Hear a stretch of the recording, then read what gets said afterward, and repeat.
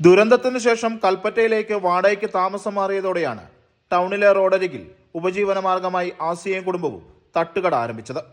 സന്നദ്ധ സംഘടനകളാണ് തട്ടുകട നിർമ്മിച്ചു നൽകിയത്. ചൂരൽമലക്കാരുടെ തട്ടുകട എന്ന പേരിലായിരുന്നു കട നടത്തിയിരുന്നത്. വൈകുന്നേരം 6 മണി മുതലായിരുന്നു കടയുടെ പ്രവർത്തനം.